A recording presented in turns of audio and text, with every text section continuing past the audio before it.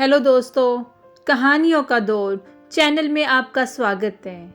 हमारी आज की कहानी है बेटों वाली विधवा। तो चलिए कहानी शुरू करते हैं। पंडित अयोध्यानाथ का देहांत हुआ तो सबने कहा ईश्वर आदमी को ऐसी ही मौत दे। 4 जवान बेटे थे, एक लड़की। चारों लड़कों के विवाह हो चुके थे, केवल लड़की कंवारी थी। संपत्ति भी काफ़ी छोड़ी थी, एक पक्का मकान, 2 बगीचे, कई हजार के गहने और 20,000 नकद। विधवा फूलमती को शौक तो हुआ और कई दिन तक बेहाल पड़ी रही, लेकिन जवान बेटों को सामने देखकर उसे ढाढ़स हुआ। चारों लड़के एक से एक सुशील, चारों बहुएं एक से एक बढ़कर आज्ञाकारिणी। जब वह रात को लेटती तो चारों बारी बारी से उसके पांव दबाती। वह स्नान करके उठती तो उसकी साड़ी छांटती। सारा घर उसके इशारों पर चलता था। बड़ा लड़का कामता एक दफ्तर में 50 रुपये पर नौकरी पर था। छोटा उमानाथ डॉक्टरी पास कर चुका था और कहीं औषधालय खोलने की फिक्र में था। तीसरा दयानाथ बीए में फेल हो गया था और पत्रिकाओं में लेख लिखकर कुछ न कुछ कमा लेता था। चौथा सीतानाथ चारों में सबसे कुशाग्र बुद्धि और होनहार था और अब की साल बीए प्रथम श्रेणी में पास करके एमए की तैयारी में लगा हुआ था। किसी लड़के में वह दुर्व्यसन, वह छैलापन, वह लुटाऊपन न था जो माता पिता को जलाता और कुल मर्यादा को डुबोता है। फूलमती घर की मालकिन थी। गो की कुंजियाँ बड़ी बहू के पास रहती थी। बुढ़िया में वह अधिकार प्रेम न था जो विरजनों को कटु और कलहशील बना दिया करता है, किंतु उसकी इच्छा के बिना कोई बालक मिठाई तक न मांग सकता था। संध्या हो गई थी। पंडित को मरे आज 12वां दिन था। कल 13वीं है। ब्रह्मभोज होगा, बिरादरी के लोग आमंत्रित होंगे, उसी की तैयारियां हो रही थी। फूलमती अपनी कोठरी में बैठी देख रही थी। पल्लेदार बोरे में आटा लाकर रख रहे हैं, घी के टीन आ रहे हैं, शाक सब्जी के टोकरे, शक्कर की बोरियां, दही के मटके चले आ रहे हैं। महापात्र के लिए दान की चीज़ें लाई गई, बर्तन, कपड़े, पलंग, बिछावन, छाते, जूते, छड़ियाँ, लालटेन आदि।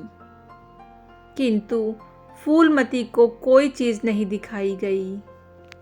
नियमानुसार ये सब सामान उसके पास आने चाहिए थे। वह प्रत्येक वस्तु को देखती, उसे पसंद करती, उसकी मात्रा में कमी बेशी का फैसला करती। तब इन चीज़ों को भंडारे में रखा जाता। क्यों उसे दिखाने और उसकी राय लेने की ज़रूरत नहीं समझी गई। अच्छा, वह आटा 3 ही बोरा क्यों आया? उसने तो 5 बोरों के लिए कहा था। घी भी 5 ही कनस्तर है, उसने तो 10 कनस्तर मंगवाए थे। इसी तरह शाक, भाजी, शक्कर, दही आदि में भी कमी की गई होगी। किसने उसके हुक्म में हस्तक्षेप किया? जब उसने एक बात तय कर दी, तब किसे उसको घटाने बढ़ाने का अधिकार है? आज 40 वर्षों से घर के प्रत्येक मामले में फूलमती की बात सर्वमान्य थी। उसने 100 कहा तो 100 खर्च किए गए, 1 कहा तो 1। किसी ने मीन मेक न की। यहाँ तक कि पंडित अयोध्यानाथ भी उसकी इच्छा के विरुद्ध कुछ न करते थे। पर आज उसकी आंखों के सामने प्रत्यक्ष रूप से उसके हुक्म की उपेक्षा की जा रही है। इसे वह क्यों कर स्वीकार कर सकती? कुछ देर तक तो वह जब्त किए बैठी रही, पर अंत में न रहा गया। स्वायत्त शासन उसका स्वभाव हो गया था। वह क्रोध में भरी हुई आई और कामतानाथ से बोली, क्या आटा 3 ही बोरे लाए? मैंने तो 5 बोरों के लिए कहा था। और घी भी 5 ही टीन मंगवाया। तुम्हें याद है मैंने 10 कनस्तर कहा था। किफ़ायत को मैं बुरा नहीं समझती, लेकिन जिसने यह कुआं खोदा उसी की आत्मा पानी को तरसे, यह कितनी लज्जा की बात है। कामतानाथ ने क्षमा याचना न की, अपनी भूल भी स्वीकार न की, लज्जित भी नहीं हुआ। 1 मिनट तो विद्रोही भाव से खड़ा हो रहा, फिर बोला, हम लोगों की सलाह 3 ही बोरों की हुई और 3 बोरे के लिए 5 टीन घी काफ़ी था। इसी हिसाब से और भी चीज़ें कम कर दी गई हैं। फूलमती उग्र होकर बोली, किसकी राय से आटा कम किया गया? हम लोगों की राय से। तो मेरी राय कोई चीज़ नहीं है क्यों नहीं, लेकिन अपना हानि लाभ तो हम समझते हैं। फूलमती हक्की बक्की होकर उसका मुंह ताकने लगी। इस वाक्य का आशय उसकी समझ में न आया। अपना हानि लाभ, अपने घर में हानि लाभ की जिम्मेदारी वह आप है।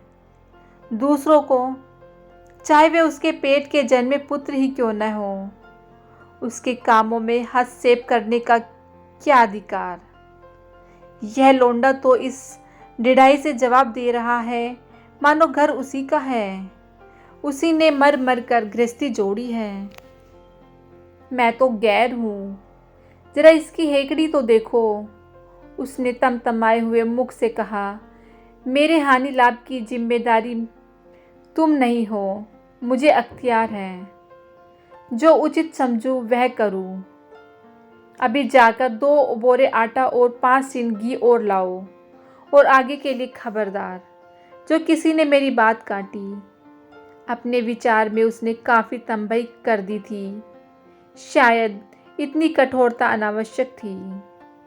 उसने अपनी उग्रता पर खेद हुआ। लड़के ही तो हैं, समझे होंगे कुछ किफ़ायत करनी चाहिए। मुझसे इसलिए न पूछा होगा कि अम्मा तो खुद हर एक काम में किफ़ायत करती हैं। अगर इन्हें मालूम होता किस काम में मैं किफ़ायत पसंद न करूँगी, तो कभी इन्हें मेरी उपेक्षा करने का साहस न होता। यद्यपि कामतानाथ अभी भी उसी जगह खड़ा था और उसकी भावभंगी से ऐसा ज्ञात होता था कि इस आज्ञा का पालन करने के लिए वह बहुत उत्सुक नहीं, पर फूलमती निश्चिंत होकर अपनी कोठरी में चली गई। इतनी तंबई पर भी किसी को अवज्ञा करने की सामर्थ्य हो सकती है, इसकी संभावना का ध्यान भी उसे न आया। पर ज्यों-ज्यों समय बीतने लगा, उस पर यह हकीकत खुलने लगी कि इस घर में अब उसकी वह हैसियत नहीं रही जो 10-12 दिन पहले थी। संबंधियों के यहाँ के नेवते में शक्कर, मिठाई, दही, अचार आदि आ रहे थे। बड़ी बहू इन वस्तुओं की स्वामिनी भाव से संभाल कर रख रही थी। कोई भी उसे पूछने नहीं आता। बिरादरी के लोग जो कुछ पूछते हैं कामतानाथ से या बड़ी बहू से। कामतानाथ कहाँ का बड़ा इंतजामकार है, रात दिन भंग पिए पड़ा रहता है, किसी तरह रो धोकर दफ्तर चला जाता है। उसमें भी महीने में 15 नागों से कम नहीं होती। वह तो कहो साहब पंडित जी का लिहाज करता है, नहीं अब तक कभी का निकाल देता। और बड़ी बहू जैसी फूहड़ औरत भला इन सब बातों को क्या समझेगी। अपने कपड़े लत्ते तक तो जतन से रख नहीं सकती, चली है गृहस्थी चलाने। भद होगी और क्या, सब मिलकर कुल की नाक कटवाएंगे। वक्त पर कोई न कोई चीज़ कम हो जाएगी। इन कामों के लिए बड़ा अनुभव चाहिए। कोई चीज़ तो इतनी बन जाएगी कि मारी मारी फिरेगी, कोई चीज़ इतनी कम बनेगी कि किसी पत्तल पर पहुंचेगी, किसी पर नहीं। आखिर इन सबों को हो क्या गया है? अच्छा, बहू तिजोरी क्यों खोल रही है? वह मेरी आज्ञा के बिना तिजोरी खोलने वाली कौन होती है? कुंजी उसके पास अवश्य है, लेकिन जब तक मैं रुपए न निकलवाऊं तिजोरी नहीं खुलती। आज तो इस तरह खोल रही है मानो मैं कुछ हूँ ही नहीं।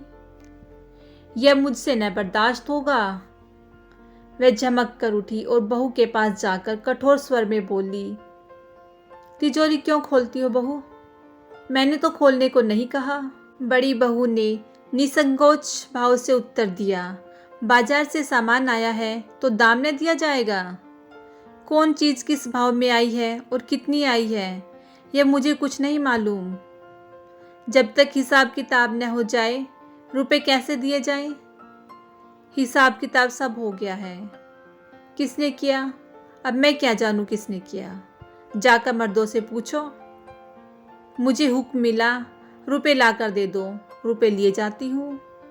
फूलमती खून का घूंट पीकर रह गई। इस वक्त बिगड़ने का अवसर न था। घर में मेहमान स्त्री पुरुष भरे हुए थे। अगर इस वक्त उसने लड़कों को डांटा तो लोग यही कहेंगे कि इनके घर में पंडित जी के मरते ही फूट पड़ गई। दिल पर पत्थर रखकर फिर अपनी कोठरी में चली गई। जब मेहमान विदा हो जाएंगे तब वह एक एक की खबर लेगी। तब देखेगी कौन उसके सामने आता है और क्या कहता है। इनकी सारी चौकड़ी भुला देगी। किंतु कोठरी के एकांत में वह निश्चिंत न बैठी थी, सारी परिस्थिति को गिद्ध दृष्टि से देख रही थी। कहाँ सत्कार का कौन सा नियम भंग होता है, कहाँ मर्यादाओं की उपेक्षा की जाती है। भोज आरंभ हो गया। सारी बिरादरी एक साथ पंगत में बैठा दी गई। आंगन में मुश्किल से 200 आदमी बैठ सकते हैं। ये 500 आदमी इतनी सी जगह में कैसे बैठ जाएंगे? क्या आदमी के ऊपर आदमी बिठाए जाएंगे? 2 पंगतों में लोग बिठाए जाते तो क्या बुराई हो जाती? यही तो होता है कि 12 बजे की जगह भोज 2 बजे समाप्त होता। मगर यहाँ तो सबको सोने की जल्दी पड़ी हुई है। किसी तरह यह बलट सिर से टले और चैन से सोए। लोग कितने सटकर बैठे हुए हैं कि किसी को हिलने की भी जगह नहीं। पत्तल एक पर एक रखे हुए हैं। पूरियां ठंडी हो गई। लोग गरम गरम मांग रहे हैं। मैदे की पूरियां ठंडी होकर चिमड़ी हो जाती हैं। इन्हें कौन खाएगा? रसोइये को चढ़ाव पर से न जाने क्यों उठा दिया गया। यही सब बातें नाक काटने की हैं। सहसा शोर मचा, तरकारियों में नमक नहीं। बड़ी बहू जल्दी जल्दी नमक पीसने लगी। फूलमती क्रोध के मारे ओ चबा रही थी, पर इस अवसर पर मुंह न खोल सकती थी। बोरे भर नमक पिसा और पतलों पर डाला गया। इतने में फिर शोर मचा, पानी गर्म है, ठंडा पानी लाओ। ठंडे पानी का कोई प्रबंध न था। बर्फ भी न मंगाई गई। आदमी बाजार दौड़ाया गया, मगर बाजार में इतनी रात गए, बर्फ कहाँ? आदमी खाली हाथ लौट आया। मेहमानों को वही नल का गर्म पानी पीना पड़ा। फूलमती का बस चलता तो लड़कों का मुंह नोच लेती। ऐसी छिछालेदर उसके घर में कभी न हुई थी। उस पर सब मालिक बनने के लिए मरते हैं। बर्फ जैसी जरूरी चीज़ मंगवाने की भी किसी को सुधि न थी। सुधि कहाँ से रहे जब किसी को गप लड़ाने से फुर्सत न मिले। मेहमान अपने दिल में क्या कहेंगे कि चले हैं बिरादरी को भोज देने और घर में बर्फ नहीं। अच्छा, फिर यह हलचल क्यों मच गई? अरे, लोग पंगत से उठे जा रहे हैं, क्या मामला है? फूलमती उदासी न रह सकी। कोठरी से निकलकर बरामदे में आई और कामतानाथ से पूछा, क्या बात हो गई लल्ला? लोग उठे क्यों जा रहे हैं? कामता ने कोई जवाब न दिया। वहाँ से खिसक गया। फूलमती झुंझला कर रह गई। सहसा कहारिन मिल गई। फूलमती ने उससे भी यह प्रश्न किया। मालूम हुआ किसी के शोबरे में मरी हुई चुहिया निकल आई। फूलमती चित्रलिखित सी वहीं खड़ी रह गई। भीतर ऐसे उबाल उठा कि दीवार से सिर टकरा ले। अभागे भोज का प्रबंध करने चले थे। इस फुहड़पन की कोई हद है? कितने आदमियों का धर्म सत्यानाश हो गया, फिर पंगत क्यों न उठ जाए? आंखों से देखकर अपना धर्म कौन गवाएगा? हाँ, सारा किया धरा मिट्टी में मिल गया। सैकड़ों रुपए पर पानी फिर गया। बदनामी हुई वह अलग।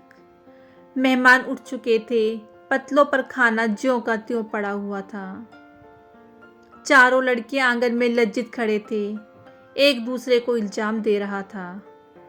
बड़ी बहू अपनी देवरानियों पर बिगड़ रही थी। देवरानियां सारा दोष कुमुद के सिर डालती थी। कुमुद खड़ी रो रही थी। उसी वक्त फूलमती झल्लाई हुई आकर बोली, मुंह में कालिक लगी कि नहीं, या अभी कुछ कसर बाकी है? डूब मरो सब के सब जाकर चुल्लू भर पानी में। शहर में कहीं मुंह दिखाने लायक भी नहीं रहे। किसी लड़के ने जवाब न दिया। फूलमती और भी प्रचंड होकर बोली, तुम लोगों को क्या, किसी को शर्म हया तो है नहीं? आत्मा तो उनकी रो रही है जिन्होंने अपनी जिंदगी घर की मर्जाद बनाने में खराब कर दी। उनकी पवित्र आत्मा को तुमने यूं कलंकित किया। शहर में थोड़ी थोड़ी हो रही है। अब कोई तुम्हारे द्वार पर पेशाब करने तो आएगा नहीं। कामतानाथ कुछ देर तक तो चुप खड़ा सुनता रहा, आखिर झुंझला कर बोला, अच्छा अब चुप रहो अम्मा, भूल हुई, हम सब जानते हैं, बड़ी भयंकर भूल हुई, लेकिन अब क्या उसके लिए घर के प्राणियों को हलाल कर डालोगी? सभी से भूल होती है, आदमी पछता कर रह जाता है, किसी की जान तो नहीं मारी जाती। बड़ी बहू ने अपनी सफाई दी। क्या जानते थे कि बीबी को मुझसे इतना सा काम भी न होगा। इन्हें चाहिए था कि देखकर तरकारी कढ़ाव में डालती, टोकरी उठाकर कढ़ाव में डाल दी। हमारा क्या दोष? कामतानाथ ने पत्नी को डांटा, इसमें न कुमुद का कसूर है, न तुम्हारा, न मेरा। संयोग की बात है, बदनामी भाग में लिखी थी, वह हुई। इतने बड़े भोज में एक एक मुट्ठी तरकारी कढ़ाव में नहीं डाली जाती, टोकरे के टोकरे उड़ेल दिए जाते हैं। कभी कभी ऐसी दुर्घटना होती है, पर इसमें कैसी जगह साई और कैसी नक कटाई। तुम खामखा जले पर नमक छिड़कती हो। फूलमती ने दांत पीसकर कहा, शर्माते तो नहीं, उल्टे और बेहाई की बातें करते हो। कामतानाथ ने निसंकोच होकर कहा, शर्माऊं क्यों? किसी की चोरी की है? चीनी में चींटे और आटे में घुन, यह नहीं देखे जाते? पहले हमारी निगाह न पड़ी, बस यही बात बिगड़ गई। नहीं चुपके से चूहिया निकाल कर फेंक देते, किसी को खबर भी न होती। फूलमती ने चकित होकर कहा, क्या कहता है, मरी चूहिया खिलाकर सबका धर्म बिगाड़ देता? कामता हंसकर बोला, क्या पुराने जमाने की बात करती हो अम्मा? इन बातों से धर्म नहीं जाता। यह धर्मात्मा लोग जो पत्तल पर से उठ गए हैं, इनमें से कौन है जो भेड़ बकरी का मांस न खाता हो?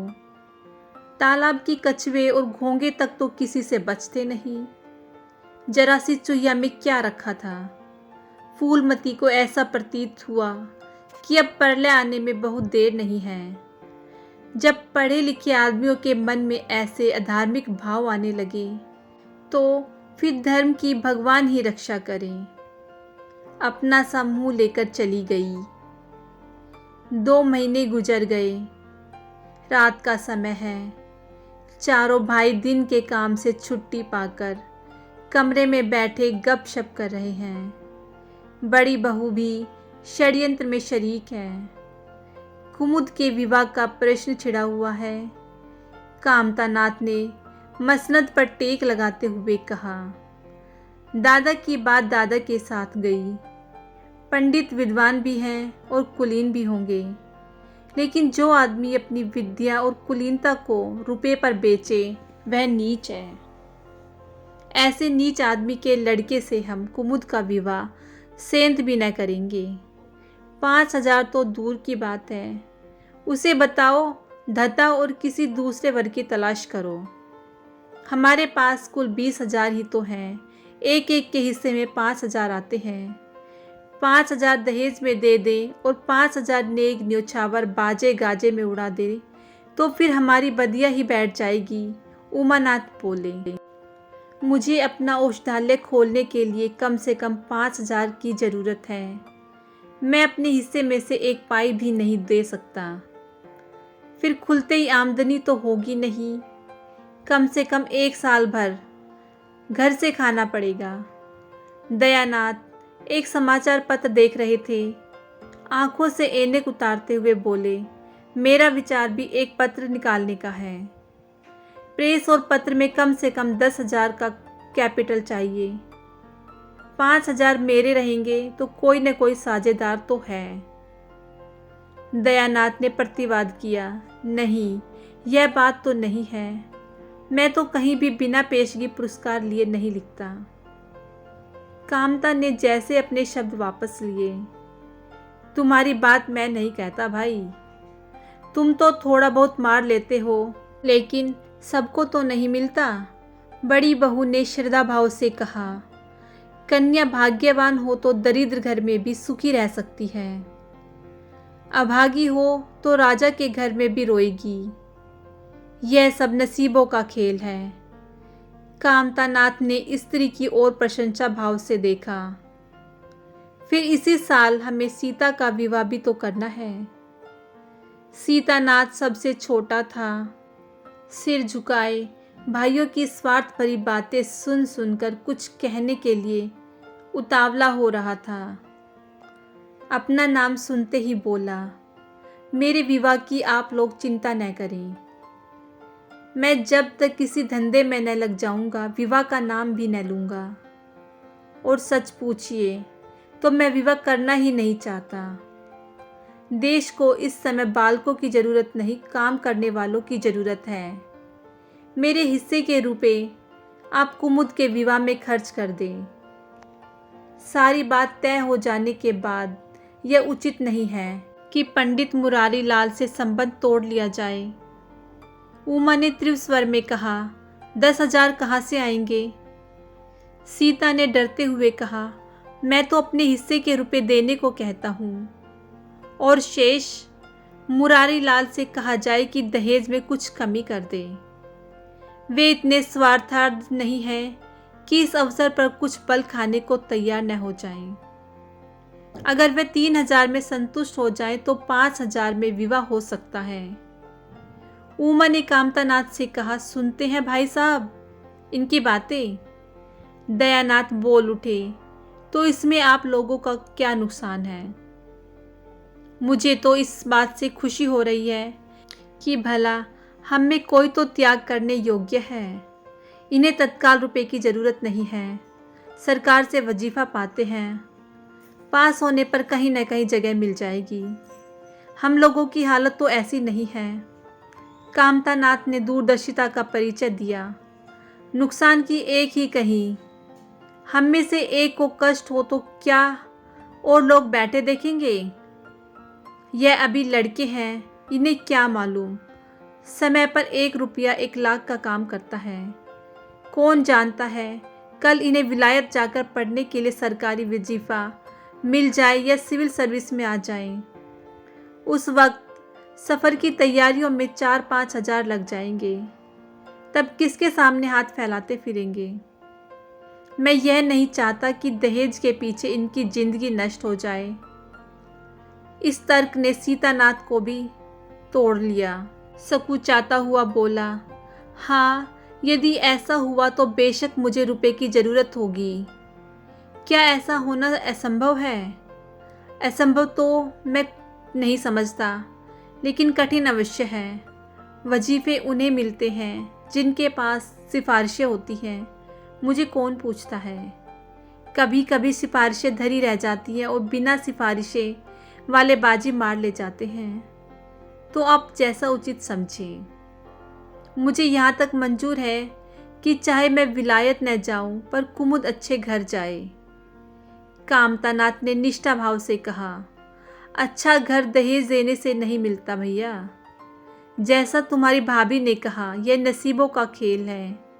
मैं तो चाहता हूँ कि मुरारी लाल को जवाब दे दिया जाए और कोई ऐसा घर खोजा जाए जो थोड़े में राजी हो जाए। इस विवाह में मैं 1,000 से ज़्यादा नहीं खर्च कर सकता। पंडित दीनदयाल कैसे हैं? उमा ने प्रश्न होकर कहा। बहुत अच्छे।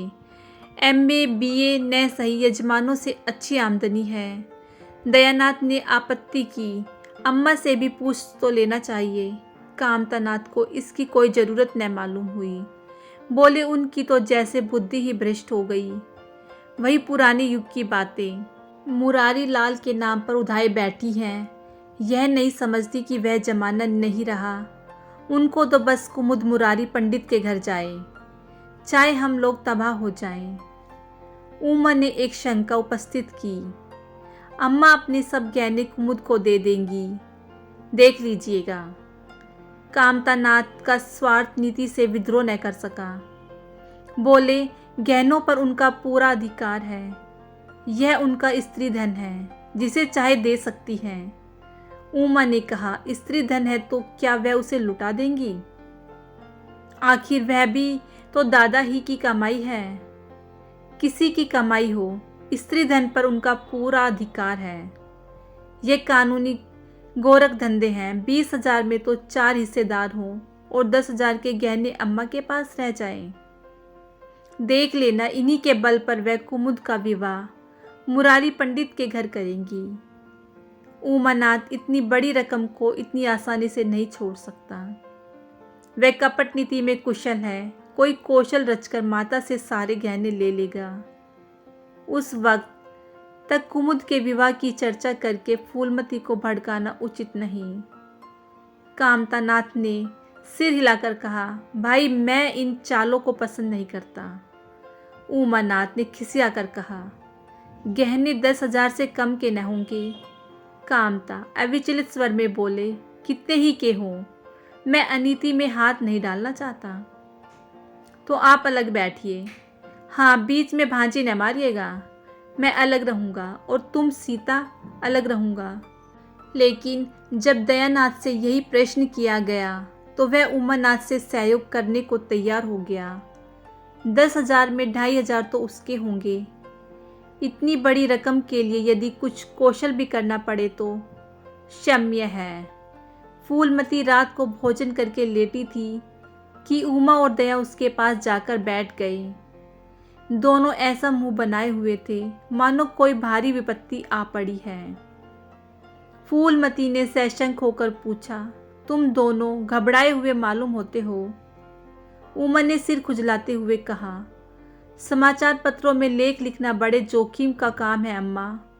कितना ही बचकर लिखो, लेकिन कहीं न कहीं पकड़ हो जाती है।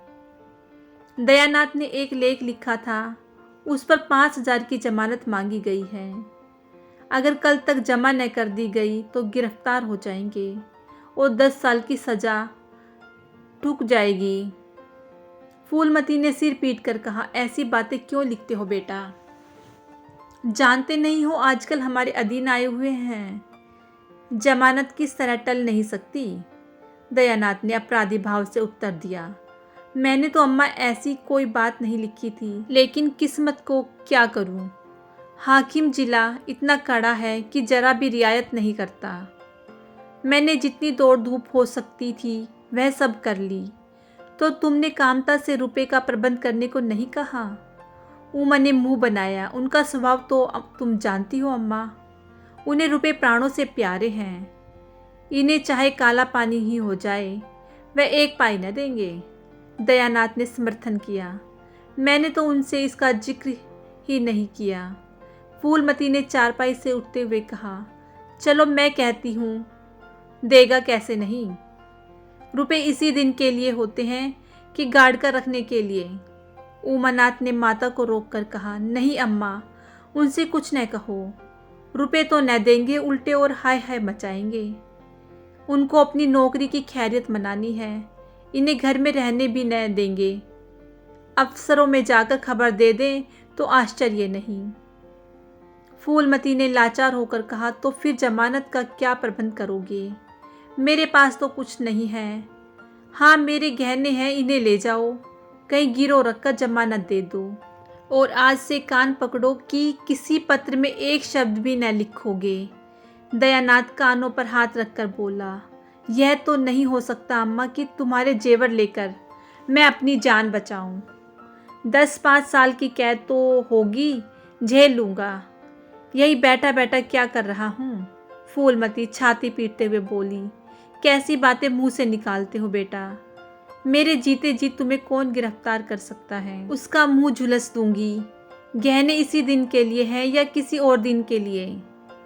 जब तुम ही न रहोगे तो गहने लेकर क्या आग में झोंकूंगी। उसने पिटारी लाकर उसके सामने रख दी। दया ने उमा की ओर जैसे फरियाद की, आंखों से देखा और बोला, आपकी क्या राय है भाई साहब। इसी मारे मैं कहता था अम्मा को बताने की जरूरत नहीं, जेल ही तो हो जाती और कुछ। उमा ने जैसे सिफारिश करते हुए कहा, यह कैसे हो सकता था कि इतनी बड़ी वारदात हो जाती और अम्मा को खबर न होती। मुझसे यह नहीं हो सकता था कि सुनकर पेट में डाल लेता, मगर अब करना क्या चाहिए यह मैं खुद निर्णय नहीं कर सकता। न तो यही अच्छा लगता है कि तुम जेल जाओ और न यही अच्छा लगता है कि अम्मा के गहने गिरो रखे जाएं। दोस्तों, कैसी लगी आपको मुंशी प्रेमचंद जी की ये कहानी, मुझे कमेंट करके ज़रूर बताइएगा। अगर आपको ये कहानी अच्छी लगी हो तो इस कहानी को लाइक कीजिए, शेयर कीजिए और मेरे चैनल को सब्सक्राइब कीजिएगा। कहानी सुनने के लिए बहुत बहुत धन्यवाद।